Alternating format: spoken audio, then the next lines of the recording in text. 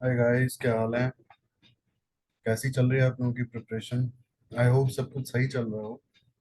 तो आज मैं आप लोगों के लिए लेके आया हूँ एक बहुत ही बढ़िया वीडियो सी सैट से रिलेटेड। यहाँ हम प्रीवियस ईयर क्वेश्चंस डिस्कस करने वाले हैं। आज की खास बात यह है कि ये सारे क्वेश्चंस जो हैं ये आपके एप्टीट्यूड से रिलेटेड होंगे। और आज हम डिस्कस करेंगे एप्टीट्यूड के क्वेश्चंस जो कि पहले पूछे जा चुके हैं, और ये वो क्वेश्चंस हैं जो आपको 1 मिनट के अंदर सॉल्व करके और निकल जाना है। ये वो एप्टीट्यूड के क्वेश्चंस हैं जो आपको 1 मिनट के अंदर सॉल्व करके निकल जाना है। और नॉट इवन 1 मिनट, शायद हार्डली 10-15 सेकेंड्स आपको लगेंगे। ठीक है। और ये क्वेश्चंस जो हैं आपको ये एज देंगे एक। कौन सी एज? मैंने आपको लास्ट वीडियो में बताया था कि पैसेज के बहुत सारे कॉम्प्लिकेटेड क्वेश्चंस हैं, और पैसेज में कई बार हमें पढ़ने के लिए टाइम चाहिए होता है। तो ये जो क्वेश्चंस आज हम डिस्कस करने वाले हैं एप्टीट्यूड के, ये वही क्वेश्चंस हैं जो आपको टाइम बचाने के लिए हेल्प करेंगे। ठीक है, तो आज की वीडियो बहुत ही इंपॉर्टेंट है, आप इसे ध्यान से सुनिएगा और देखिएगा, क्योंकि आज मैं आपको कुछ ट्रिक्स बताने वाला हूँ बहुत ही छोटे छोटे क्वेश्चंस की। ठीक है, और ये आपको क्वेश्चंस जो है ये टाइम बचाने में हेल्प करेंगे, और आपके ऑलमोस्ट 10 या 15 सेकेंड्स में एक क्वेश्चन कंप्लीट हो जाएगा, बहुत से बहुत। ठीक है। आप इन क्वेश्चंस को सॉल्व करके अपना श्योर शॉट एटलीस्ट 10 क्वेश्चन आप पॉजिटिव निकाल सकते हो सिर्फ 2 से 3 मिनट के अंदर। और ये क्वेश्चंस आपको ढूंढने पड़ेंगे। ठीक है। पेपर में जब आप रीड करते हो तो बहुत सारे क्वेश्चंस ऐसे होते हैं, आपको लगते हैं कि हो जाएगा, बट वो होता नहीं है, वो उल्टा टाइम कंज्यूमिंग होता है। आपका टाइम इतना ज्यादा कंज्यूम कर जाता है वो कि शायद उतने में आप 1 या 2 पैसे सॉल्व कर लेते हैं। तो आपको ऐसे एप्टीट्यूड क्वेश्चंस को टच नहीं करना है, और मैं वही आपको बताने वाला हूँ कि आप किस टाइप से ऐसे क्वेश्चंस को आज देखोगे, और किस टाइप से ऐसे क्वेश्चंस आपको टाइम सेव करने के लिए हेल्प करेंगे। ठीक है। और ये टाइम आप कैसे कॉम्प्रिहेंशन के क्वेश्चंस और पैसेज के क्वेश्चंस के लिए यूज करोगे। ठीक है। तो चलिए शुरू करते हैं। इससे पहले आपको ये चीज कहना चाहूंगा, हमारे चैनल को सब्सक्राइब करें, कमेंट करके बताएं, लाइक करें वीडियो को, और कमेंट करके ये जरूर बताएं आपको नेक्स्ट वीडियो किस टॉपिक पे चाहिए, आप क्या देखना चाहते हैं। ठीक है। मुझे भी एटलीस्ट पता होना चाहिए कि आप लोगों के क्या इश्यूज हैं, कहाँ पे आपको दिक्कत आ रही है, तो मैं वहां आपके लिए वीडियो एक लेकर आ सकता हूँ, और वो वीडियो आपके लिए हेल्पफुल हो सकती है। तो आज की वीडियो बहुत ही इंपॉर्टेंट है एप्टीट्यूड से रिलेटेड क्वेश्चंस के लिए। आइए शुरू करते हैं। पहला क्वेश्चन देखिए आप। पहला क्वेश्चन है, what is the value of x in the sequence. ठीक है। एक सीक्वेंस दिया हुआ है और उसमें वैल्यू ऑफ एक्स पूछी हुई है आपसे। ठीक है। सॉरी, ये वैल्यू ऑफ जो है आपसे एक्स पूछी हुई है, और आप यहाँ पर देख सकते हो कि क्वेश्चन देखने में फर्स्ट टाइम में थोड़ा सा कॉम्प्लिकेटेड लगता है। ठीक है। लेकिन अगर आप इसको एक बार ध्यान से देखो, अगर आप इसको एक बार ध्यान से देखो, बहुत ही प्यार से आपको समझ में आएगा ये सीक्वेंस क्या है। ठीक है। पहली बार में ये सीक्वेंस जो है 20 से 10 हो जाता है, इसके बाद 10 रहता है, इसके बाद 15, इसके बाद 30, 75। आप इसमें अगर ग्लिच जो है कैच करोगे, जो इसका ट्रिक है जो कैच करोगे, सोल्यूशन मैंने साइड में लिखा हुआ है, ये देखते हैं। सबसे पहले 20 जो है 20 हाफ हो जाता है सीधे। ठीक है। इसके बाद जो है 10 जो है 10 ही रहता है। ठीक है। 20, 10, अगेन 10। इसके बाद जो है 10 से 15 हो जाता है 1.5 टाइम्स, इसके बाद 15 से 30 हो जाता है 2 टाइम्स, इसके बाद 30 से 75 हो जाता है 2.5 टाइम्स। तो आप देखोगे 0.5, 1, 1.5, 2, 2.5, मतलब इसका जो मल्टीपल है प्रीवियस नंबर का वो 0.5 से बढ़ता चला जा रहा है। ठीक है। तो नेक्स्ट बहुत कॉमन सेंस वाली बात है कि नेक्स्ट क्या होगा, जब यहाँ 2.5 है तो अगले जो हमारा जो सीक्वेंस का डिजिट है उसके लिए नेक्स्ट मल्टीपल होगा 3। यहाँ तक 75 था, तो हम 75 को जो है 3 से मल्टीप्लाई करेंगे डायरेक्टली, आपका जो है यहाँ पे 225 आंसर आएगा, और आप इसे सॉल्व करने के निकल जाएंगे। अगर आप देखेंगे बहुत सिंपल कैलकुलेशन है, और हार्डली आपको 10 से 15 सेकंड्स लगता है। आपने बस आपको एक स्कैन करना है कि भाई वैल्यू ऑफ एक्स निकालनी है आपको, आपके सामने एक जो है सीक्वेंस दिया हुआ है, आपने देखा 20, 20, 10, 15, 30, 75। और जहां आपने सेकंड भर अपने ठंडे दिमाग से सोचा है कि पहला हाफ हो रहा है, फिर सेम है, फिर 1.5 टाइम्स, फिर डबल, और फिर 2.5 टाइम्स, बस आपका गेम वहीं पे क्वेश्चन सॉल्व करके और आगे बढ़ जाना है आपको। ठीक है। तो आइए अगले क्वेश्चन को देखते हैं। अगला क्वेश्चन है हमारा, which number amongst the given numbers 2 to 40, 3 to 21, 4 to 18 and 8 to 12 is the smallest. ठीक है। अब आप यहाँ देखेंगे तो भाई कैलकुलेटर तो होता नहीं है जो आप सॉल्व करने बैठेंगे वहां पे, और दूसरी बात अगर आप इसे खुद से सॉल्व करना चाहेंगे 2 to 40, 3 to 21, 4 to 18, तो मुझे नहीं लगता कि एक समझदारी वाला स्टेप होगा। यूपीएससी इस टाइप के क्वेश्चंस पूछता है ताकि आपको फंसाया जा सके, जैसे कि मैंने आपको कहा था, फंसाने के लिए यूपीएससी आपको इस तरीके के क्वेश्चंस देगा। लेकिन आपको फंसना नहीं है, आपको समझदारी से निकल जाना। और वही ट्रिक मैं आपको बताने वाला हूँ कि ये क्वेश्चन दिख रहा है फंसाने वाला, लेकिन है नहीं। कुछ क्वेश्चंस होते हैं जो सॉल्व करने वाले होते हैं, दिखते हैं, बट फाइनल रिजल्ट जो है, उसका फाइनल आंसर जो है वो नहीं निकलता है। ठीक है। तो ये क्वेश्चन जो है ये आपको फंसाने वाला दिख रहा होगा, बहुत कॉम्प्लिकेटेड दिख रहा होगा, लेकिन ऑन द कॉन्ट्रेरी ये क्वेश्चन इज वेरी सिंपल। आओ बताता हूँ कैसे। आपको सबसे पहले दिया है 2 रेस टू 40। ठीक है।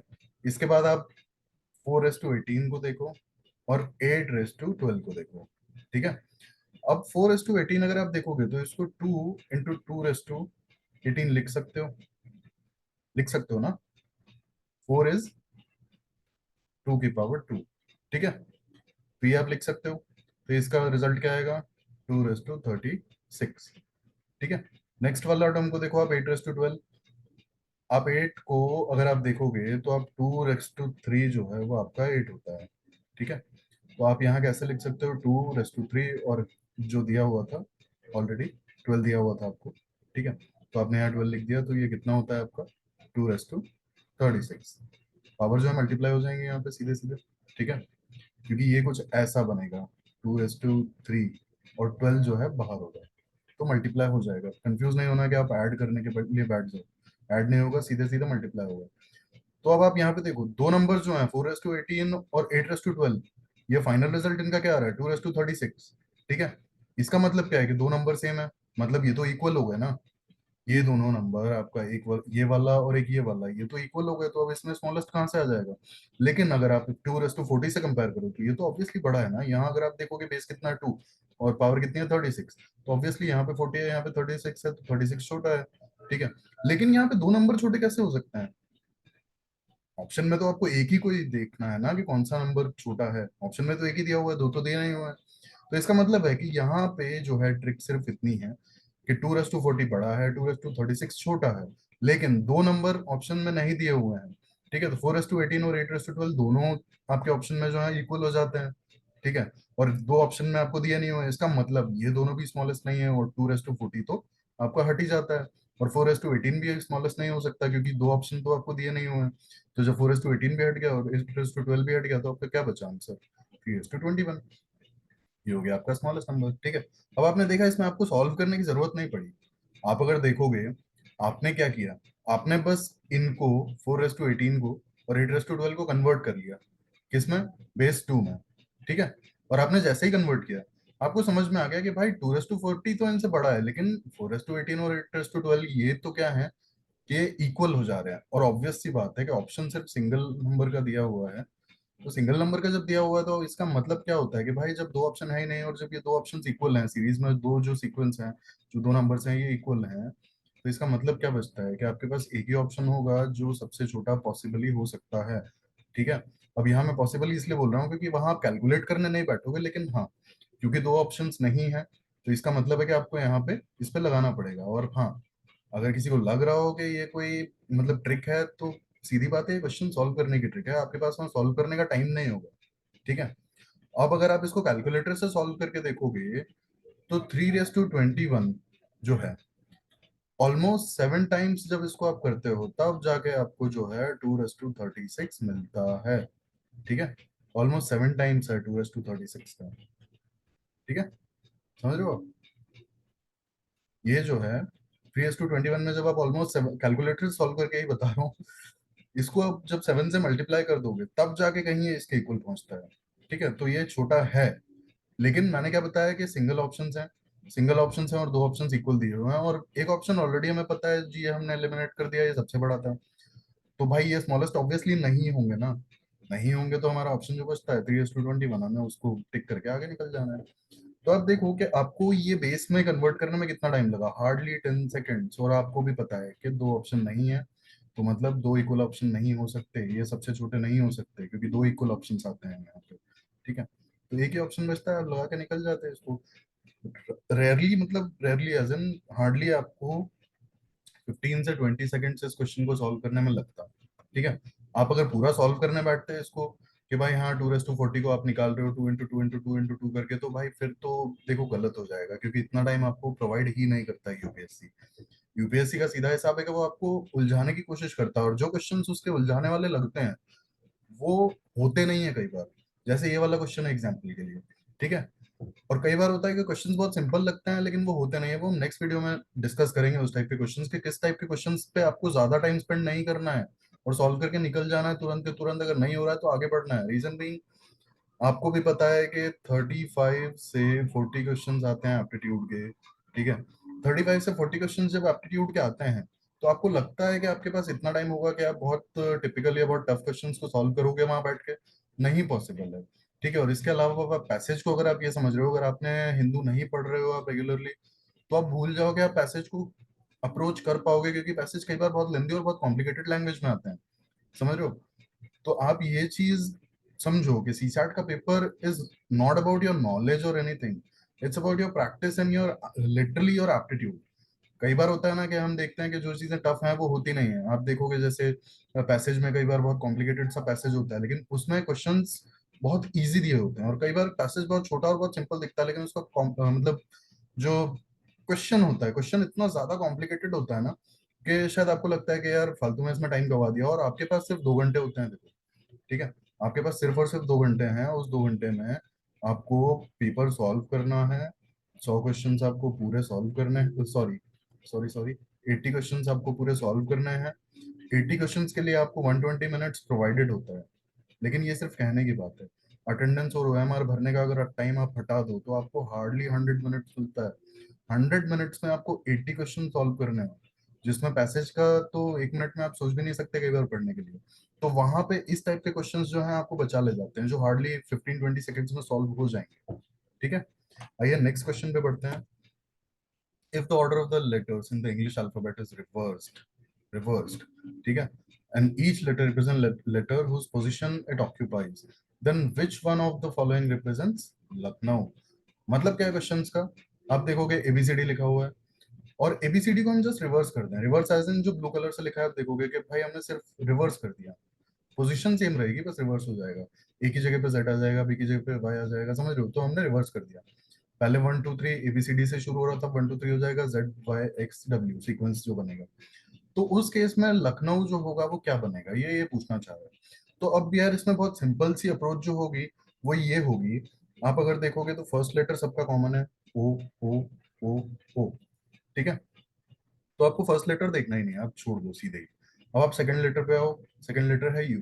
यू हमने देखा जो रेड वाला सीक्वेंस लिखा हुआ है वो सीधा है, आई मीन नॉर्मल, और जो ब्लू वाला है वो रिवर्स है। तो यू की जगह पे आपका आ जाता है एफ, ठीक है। आप देखो सेकंड लेटर में एफ कहाँ कहाँ है, तो आपका फर्स्ट ऑप्शन और सेकंड ऑप्शन सीधा हट जाता है। अब आप इस पे आ जाओ, थर्ड और फोर्थ ऑप्शन को देखो। सेकंड लेटर इसका एफ है, थर्ड एक्स है, फोर्थ आपका पी है, फिफ्थ आपका एम है। तो आपको यहाँ तक देखना ही नहीं है, अब सीधे आ जाओ लास्ट पे, ठीक है, क्योंकि उसके पहले के सारे सेम है। तो आप लास्ट पे जब आते हो, लास्ट जो इसका लेटर है लखनऊ का वो क्या है, डब्ल्यू। डब्ल्यू हमारे सीधे वाले यानी कि रेड वाले सीक्वेंस में कहाँ है, यहाँ पे। और इसका जो रिवर्स सीक्वेंस में जो वर्ड इसके साथ आएगा वो आएगा टी, यानी कि हमारा डी ऑप्शन इज करेक्ट, ठीक है। अब आप देखो इसको हार्डली, अगर आपने एबीसीडी लिखने का जितना टाइम लगता है ना आपको रिवर्स में, बस उतना ही टाइम होता है। 15-20 सेकंड्स में आप दोनों सी लाइक स्ट्रेट और रिवर्स दोनों सीक्वेंस आप लिख लेते हैं। और आपको सिर्फ दो ही वर्ड देखने थे, जैसा कि मैंने आपको बताया, सेकंड वर्ड और last word, you and W, that's it, और आपका काम हो जाता है, ठीक है। आइए चलते हैं नेक्स्ट क्वेश्चन पे। नेक्स्ट क्वेश्चन है, in a tournament of chess having 150 entrants, how many 150 entrants a player is eliminated whenever he loses a match. It is given that no match results in a tie or draw. How many matches are played in the entire tournament? अब इसका कहने का ये मतलब है कि 150 entrance हैं और 150 लोगों के बीच में जो मैचेस होंगे वो एक ही बार होंगे, एक ही बार एज इन जो भी मैच हारेगा वो हट जाएगा। कोई भी मैच टाई नहीं होगा, कोई भी मैच ड्रॉ नहीं होगा, ठीक है। इसका मतलब है कि 150 लोग मैच खेलेंगे और वो मैच बस एक ही एक बार होगा, और जो हारता जाएगा वो बाहर होता जाएगा। तो टोटल कितने मैच होंगे, क्योंकि at the end entire tournament में विनर तो सिर्फ कोई एक ही होगा, हम ये मान लेते हैं, ठीक है। तो इसका मतलब है कि कितने मैचेस के बाद ये सिंगल विनर बचेगा, ठीक है। ये है क्वेश्चंस। आपको अब ये देखना है कि कितना इसमें, अगर आप इसका बहुत डिटेल्ड सोल्यूशन में जाते हो जो मैंने यहाँ पे लिखा हुआ है, तो आप देखोगे कि 150 लोग हैं, तो अब दो लोगों के बीच में चेस खेला जाता है।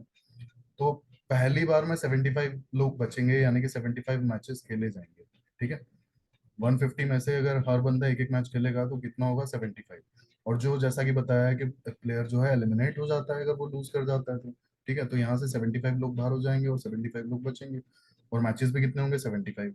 अब क्योंकि 75 बचे हुए हैं तो ऑब्वियसली 75 तो खेल नहीं सकते ना, क्योंकि ये ऑड नंबर है। और मैच कितने के लोगों के बीच में होता है? दो, तो 74 लोग खेलेंगे तो कितने मैचेस होंगे? 37। अब ध्यान रखना एक प्लेयर यहाँ बचा हुआ है ना? ये मैच नहीं है, ये प्लेयर है, एक प्लेयर यहाँ बचा हुआ है। ठीक है, अब 37 मैचेस हुए और 37 ही लोग बचे, 37 ही लोग बचेंगे 37 मैचेस के बाद में। ठीक है, अब एक प्लेयर बचा हुआ है हमारे पास एडिशनल, तो हमने यहाँ पे टोटल 38 कर दिया। 38 प्लेयर्स के बीच में कितने मैचेस होंगे? 19। ठीक है, अब क्योंकि 19 एक ऑड नंबर है तो ऑड मैचेस तो हो नहीं सकते ना, क्योंकि दो लोग खेलते हैं। तो हमने मान लिया कि भाई 18 प्लेयर्स खेलेंगे, तो कितने मैचेस हुए? 9। अब यहाँ पे एक प्लेयर फिर से बच गया। ठीक है, अब हम मानते हैं कि एक प्लेयर बचा है और यहाँ पे 9 प्लेयर्स, 9 मैचेस हुए हैं और एक प्लेयर यहाँ से बचा है ऊपर वाले स्टेप। अगर आप देखेंगे जब ये वाला जो मैच हुआ था 19 नो वाला जो बचे हुए थे 38 आउट ऑफ 38 प्लेयर्स। ठीक है, तो 19 मैचेस हुए थे। 19 मैचेस मींस 19 लोग बच गए थे यहाँ पे, हमने 18 को ही यूज किया था। उनके 9 मैचेस हुए, एक बंदा बच गया, एक प्लेयर भी बचा हुआ है। और यहाँ पे 9 मैचेस हुए हैं और 9 मैचेस हुए हैं यानी कि 9 लोग भी बचे हैं उसके बाद, क्योंकि 9 ही विनर्स निकलेंगे। अब एक बंदा बचा है, तो यहाँ पे फाइनली हम 10 मैचेस, फिर से 10 लोगों के बीच में मैचेस होंगे, तो कितने मैचेस होंगे? 5। ठीक है, 5 के बाद फिर से आप देखोगे तो ये सीक्वेंस बहुत लंबा चला जाएगा, आप देख रहे हो यहाँ पे। और जैसा कि मैंने आपके वीडियो के शुरुआत में बोला था कि हम वो वाले क्वेश्चंस डिस्कस कर रहे हैं जो आप 10 से 15 सेकंड के अंदर सॉल्व करके निकल जाओगे, आपको बहुत ज्यादा वेट नहीं करना है। Max to max 10 to 15 seconds और 20 सेकेंड्स, इससे ज्यादा टाइम आपको नहीं लगेगा। ये वो वाले क्वेश्चन है, और ऐसे क्वेश्चन यूपीएससी में आते हैं सीसैट में, आपको बस वो देखने होते हैं, ढूंढने होते हैं। ठीक है, जो स्कैनिंग कैपेसिटी है ना अपनी, अगर आप जैसे टेस्ट वगैरह लगाते हो तो वो ऑटोमेटिकली डेवलप हो जाती है। ठीक है, अब ये आपने इसका सोल्यूशन देखा, इसका ओरिजिनल सोल्यूशन कितना कॉम्प्लिकेटेड और कितना बड़ा है। मैं इसको रब कर देता हूँ, आपको क्लियरली दिख जाएगा कितना कॉम्प्लिकेटेड और कितना बड़ा इसका मतलब ओरिजिनल सोल्यूशन है। ठीक है, कि यहाँ पे प्लेयर्स बचते जाएंगे, मैचेस खेलते जाएंगे, और एंड में आके आप जब इसको ऐड ऑन करोगे तो आप देखोगे कि 75 मैचेस होते हैं, फिर 37 होते हैं, फिर 19 होते हैं, फिर 9 होते हैं, फिर 5 होते हैं, फिर 2 होते हैं, फाइनली आपका आंसर आता है 149। अब मैं यहाँ, आप देखोगे तो पीएनसी भी इसमें लगा सकते हो, परम्यूटेशन एंड कॉम्बिनेशन, लेकिन वो भी काफी कॉम्प्लिकेट हो जाता है। ठीक है, तो मैं आपको एक सिंपल सी ट्रिक बताता हूँ बस इसकी, और जो कि आपको पता होनी भी चाहिए, बहुत बेसिक सी है। आप ये मान लीजिए कि आउट ऑफ 150 सिर्फ एक विनर रहेगा, और आप ये मान लीजिए कि एक ही बंदा सारे मैच जीतेगा। अज्यूम, जस्ट अज्यूम, आप ये मान लो एक विनर होगा और यही विनर जो है सारे मैचेस जीतेगा, तो इसके अपोजिट में कितने लोग बचेंगे यार? 149। और डायरेक्टली आपका ये आंसर है, समझ रहे हो? डायरेक्टली आपका ये आंसर है, आपको इसमें ज्यादा दिमाग ही नहीं लगाना है। आपने ये मान लिया कि भाई एक प्लेयर है जो सारे मैच जीत जाएगा। ठीक है, सपोज हम मान लेते हैं कि भाई ये मतलब होता है जितने भी ग्रैंड चेस मास्टर और जो भी मतलब बड़े बड़े टाइटल्स होते हैं, तो ये बंदा वही है, वही टैलेंटेड इंसान है ये, जो एक ही बंदा है सारे मैचेस जीत जाएगा और सारे ओपोनेंट्स को हरा देगा। तो बचे कितने? 149। ऑब्वियसली 149 मैचेस ही तो होंगे ना? नहीं, तो ये हमारा जो है फाइनल आंसर है। और हमें ये, इस ट्रिक को अगर आप यूज कर लेते हैं, आप बहुत ही ठंडे दिमाग से इस क्वेश्चन को देखते हैं, तो आप बहुत इजीली, इसको होता है ना 10 सेकेंड्स भी नहीं लगते आपको।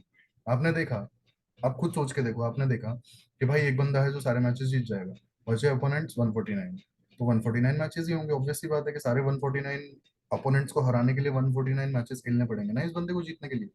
दैट्स इट, 10 सेकंड भी नहीं लगे। आप अगर होता है थोड़ा ठंडे दिमाग से सोचते तो बस टिक करना था, निकलना था। आपको ये इतना बड़ा सोल्यूशन कुछ करने की जरूरत ही नहीं थी भाई, कुछ नहीं करने का था। ठीक है, आगे चलते हैं नेक्स्ट क्वेश्चन पे। Increase in the price of the certain item was 25%. Then price was decreased by 20%. Point to be noted, पहले increase फिर decrease. Increase किया 25%, decrease किया 20%, and then again increase by the 10%. Resultant increase निकालना है हमें यहाँ पे. What is the resultant increase in the price? That's it. अब यहाँ पे आप होता है कि भाई परसेंटेज वगैरह कुछ बहुत सिंपल तरीके से यूज करोगे, बहुत सिंपल तरीके से, आपको ज्यादा कॉम्प्लिकेट करना ही नहीं है क्वेश्चन को। जैसा कि मैंने कहा था 10 सेकंड, 15 सेकंड, 20 सेकंड, इससे ज्यादा टाइम नहीं लेना है इस टाइप के क्वेश्चन में। ठीक है, और ये वो क्वेश्चन हैं जो आपको 20 सेकंड में रिजल्ट भी देंगे और आपका आंसर भी सही होगा और आप निकलोगे। ठीक है, 100% कॉन्फिडेंस के साथ में जाओगे कि हाँ भाई ये वाला मेरा क्वेश्चन सही है। आपको सोचने की जरूरत नहीं है, क्योंकि पैसेज में दिमाग लगाना है, कॉम्प्रिहेंशन को सॉल्व करना है, बचे हुए एप्टीट्यूड के क्वेश्चंस को सॉल्व करना है। तो इस टाइप के जो इजी क्वेश्चंस आते हैं 10 से 15, उन्हें तो आपको बस 10, 15, 20 सेकंड में सॉल्व करके निकल जाना है ना। ठीक है। अब आप यहाँ पे अज्यूम कर लो, सिर्फ अज्यूम कर लो कि भाई प्राइस थी 100 रुपीज। ठीक है। सबसे सिंपल कैलकुलेशन के लिए 100 रुपीज अगर प्राइस थी, तो 25% पहली बार में क्या किया, इंक्रीज। तो कितनी प्राइस हो जाएगी 25% से इंक्रीज करने पे, 125। ठीक है। और सेकंड टाइम में क्या किया हमने, डिक्रीज कर दी 20% से। 20% इसका कितना होगा, डायरेक्टली अगर आप देखोगे तो 25 माइनस करना है इसमें से। ठीक है। तो कितना बचा आपका, 100। इधर सॉल्व कर लेते हैं, 100। ठीक है।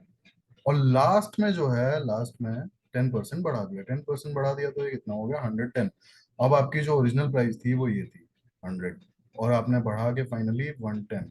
कितना बढ़ा, 10%। खत्म। तीसरे स्टेप में आंसर है, और उसमें भी आपको ज्यादा दिमाग नहीं लगाना है। ठीक है। 15-20 सेकंड्स में आपको करके और निकल जाना है, बहुत ज्यादा टाइम आपके पास नहीं है, क्योंकि कॉम्प्रिहेंशन और कॉम्प्लिकेटेड एप्टीट्यूड के क्वेश्चंस आपका टाइम खाएंगे। ठीक है। यूपीएससी इस टाइप के क्वेश्चंस आपको इसलिए देता है कि आप फंसो और आप अपने कंसेप्ट लगाओ। अब यहाँ प्रॉफिट लॉस और वो सब परसेंटेज के फॉर्मूले लगाने बैठते हैं आप, तो कुछ ज्यादा कॉम्प्लिकेट हो जाता है। एक सिंपल सा कि आप सबसे सिंपल नंबर चूज करो 100, और बस तीनों जो ऑपरेशन है उस पर लगा दो। पहले आपने 25% इंक्रीज किया, 20% डिक्रीज किया, और 10% बढ़ा दिया। बस खत्म। कैलकुलेशन भी आसान, आंसर भी आसान, और आप आगे बढ़ जाओगे श्योरिटी के साथ में। ठीक है। चलिए नेक्स्ट क्वेश्चन देखते हैं कुछ इसी टाइप का। There is a numeric lock which has three-digit pin. Three-digit pin. Pin contains digits from 1 to 7. ठीक है. There is no repetition. Repetition नहीं है. Digits in the pin from left to right are in decreasing order. Okay. Any two digits in the pin can differ by at least two. At least two. How many maximum attempts does one need to find out the pin? ठीक है. आइए हम इस question को देखते हैं। अब 3 digit की पिन है। ठीक है। और डिजिट्स कहाँ से स्टार्ट है, 1 to 7। फिर अगली कंडीशन नो रिपीटेशन। ठीक है, मतलब सारी डिजिट्स अलग अलग होंगी। अगली कंडीशन लेफ्ट टू राइट, यानी कि जब हम ऐसे मूव करेंगे तो ये डिक्रीज करनी चाहिए, और इनका डिफरेंस होगा एटलीस्ट 2। ठीक है, तो हम 7 से ही स्टार्ट करते हैं। ठीक। 7, एटलीस्ट 2 का डिफरेंस और डिक्रीजिंग, मिनिमम 5, एटलीस्ट 2 का डिफरेंस 3।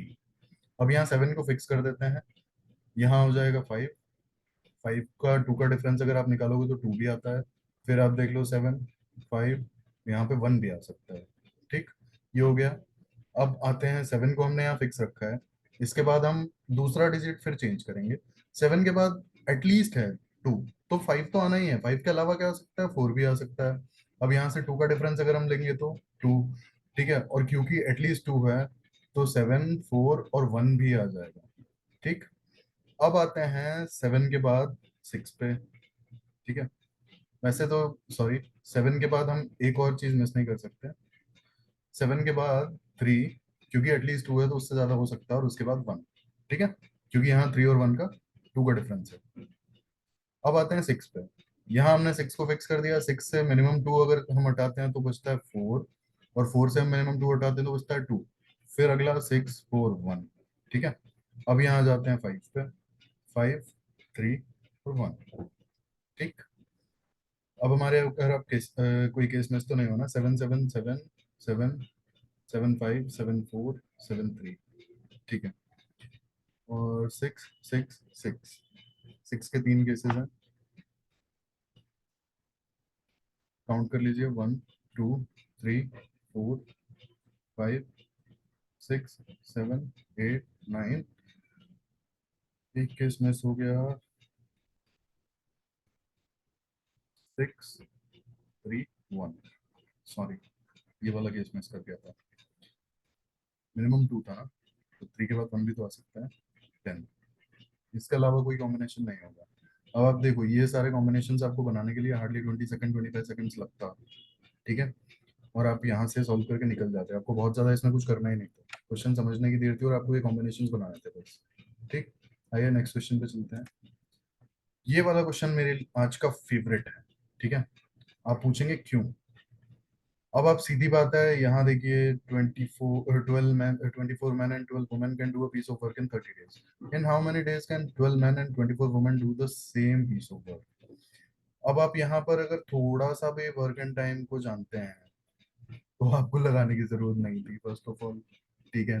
क्योंकि वर्क और टाइम को लगाने का मतलब है कि आपको वर्क एफिशिएंसी दोनों जेंडर्स की दी गई होती, तो आप वर्क टाइम के फॉर्मूलेज या फिर जो भी कंसेप्ट हैं वो लगाते हैं। लेकिन यहाँ पे देखो यार, यूपीएससी कैसे आपको कंफ्यूज कर रहा है। 24 men and 12 women do a piece of work in 30 days, ठीक है, और कोई कंडीशन नहीं दी है, बस इतना ही बताया है। तो इसका मतलब क्या है कि हमारे लिए तो भाई इनकी वर्क एफिशिएंसी सेम ही होगी ना, हमें थोड़ी पता अलग अलग है। इन इसके बाद पूछ रहा है in how many days can 12 men and 24 women do the same piece of work. हमें कैसे पता होगा भाई, हमें कोई सेकंड कंडीशन थोड़ी ना दी है कि मतलब 12 men and 12 women can do some work in how many days. अगर इस टाइप का कुछ एक और कंडीशन दी होती तो शायद हम यहाँ टाइम वर्क लगाते, ठीक है। बट अगर आप यहाँ पे देखोगे तो भाई क्वेश्चन पढ़ के ही आपको समझ जाना चाहिए था कि डेटा इज इनसफिशिएंट इनएडिक्वेट। यहाँ आप टाइम वर्क लगाने बैठते और अगर अपना थोड़ा सा भी टाइम खराब करते, तो ये क्वेश्चंस उस टाइप के नहीं हैं जो टाइम खराब करें, ये आपका टाइम सेव करने वाले क्वेश्चंस हैं, ठीक है। यहाँ पे आपको टाइम सेव करना है अपना, अपना आरसी और कॉम्प्रिहेंशन और बाकी चीजों के लिए, ठीक है। अगर आप बाकी चीजों के लिए नहीं सेव करोगे ना अपना टाइम, तो आप समझ लो कि आप इस टाइप के क्वेश्चंस में जो है आप फंस जाओगे। और आपको फंसना नहीं है, ठीक है, आपको फंसना नहीं है, क्योंकि सीसैट का पेपर जो है, सीसैट का पेपर आजकल बहुत कॉम्प्लिकेटेड और बहुत लेंदी होता जा रहा है, कहना चाहिए। पैसेज काफी टफ और काफी मतलब लैंग्वेज उनकी थोड़ी सी कॉम्प्लिकेटेड आने लगी है, तो आपको कई बार होता है ना कि पैसेज को 2 बार भी पढ़ना पड़ जाता है, उसका मतलब कॉन्सिक्वेंस निकालने के लिए और कंक्लूजन निकालने के लिए कि भाई क्या कहना चाह रहा है पैसेज। तो आप इस टाइप के क्वेश्चंस में गलती मत करो यार। इस टाइप के क्वेश्चंस में गलती करने का मतलब है कि आप मतलब समझ रहे हो ना, इस टाइप के क्वेश्चंस में ना तो आपको टाइम कंज्यूम करना है, ना ही आपको मिस्टेक की कोई भी गुंजाइश होनी चाहिए, ठीक है। No mistakes and no time consuming. Second भर नहीं लगता है इस क्वेश्चन को पढ़ के समझने में कि यार डेटा इज इनएडिक्वेट, ठीक है। टाइम वर्क आपने कितना भी पढ़ा हो और ना भी अगर पढ़ा हो तो आप समझ सकते हो, अगर आपको थोड़ा बहुत बेसिक्स का भी आइडिया है ना टाइम वर्क का, तो आप समझ सकते हो कि हमेशा 2 से 3 कंडीशंस दी जाती हैं, उसके बाद पूछा जाता है ये।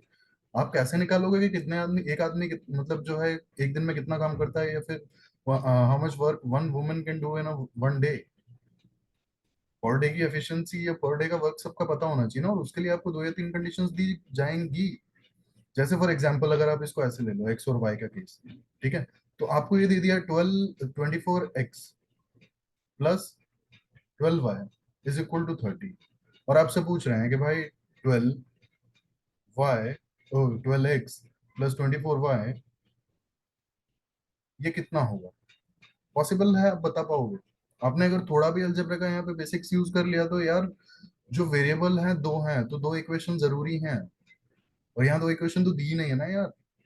तो सीधी बात है कि आपको डी ऑप्शन यहाँ लगा के निकल लेना था।